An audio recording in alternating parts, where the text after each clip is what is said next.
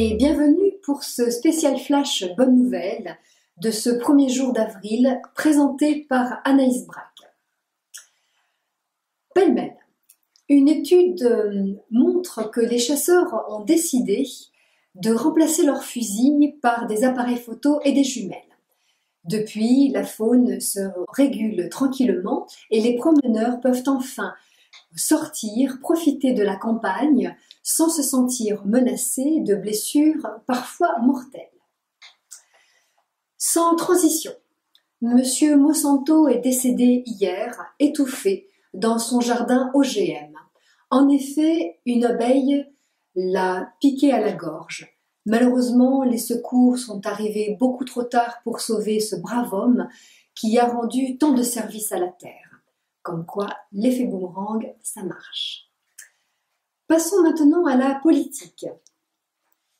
Les humains étant devenus plus sages et plus matures et bienveillants pour eux-mêmes et leur entourage, ils ont donc repris le pouvoir qu'ils avaient laissé aux autres et ont décidé de s'autogouverner. Ceci a forcé M. Hollande à quitter son poste, comme vous le savez. M. Hollande a donc décidé de partir en Beauce pour tester une nouvelle façon de planter les tulipes. Nous souhaitons à M. Hollande de très belles plantations. Toujours en politique, M. Sarkozy a décidé de prendre sa retraite et s'est tourné vers une oasis du mouvement Colibri afin d'apprendre la permaculture et de participer à des groupes de communication respectueuse et d'apprentissage de la gentillesse. Nous souhaitons longue vie à M. Sarkozy. Toujours sans transition, l'éducation.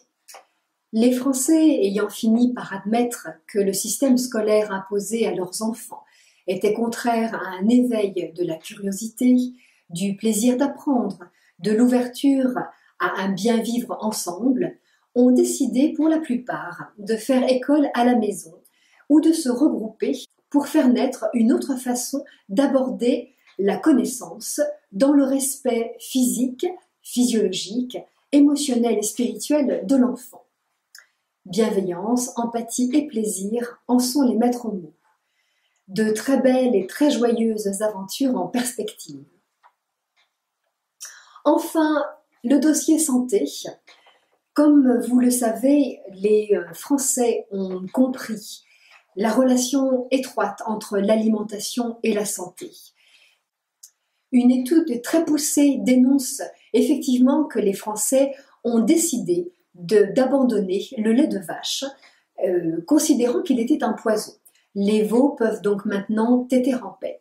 Cette nouvelle façon d'entrevoir la santé a entraîné une chute drastique de la visite chez les médecins. Tout un tas de pathologies a donc disparu et cette étude très sérieuse permet de dire qu'à peu près 70% d'amélioration s'est trouvée suite à ce changement alimentaire.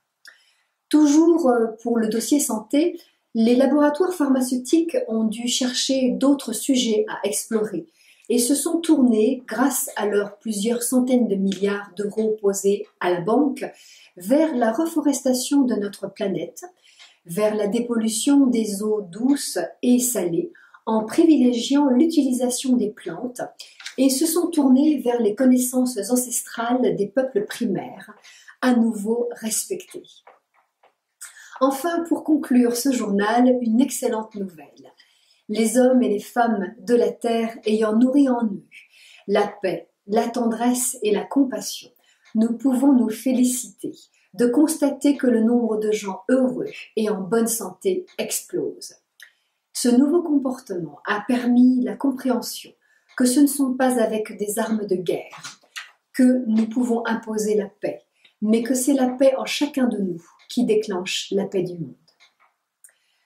Voilà pour les nouvelles de ce jour, 1er avril. Ce journal vous a été présenté par Anaïs Braque, rêveuse infatigable, idéaliste récidiviste, transmetteuse de bonnes nouvelles et insupportable secoueuse de léthargie ambiante. Je vous souhaite une excellente fin de soirée et vous dis à très bientôt pour un prochain flash.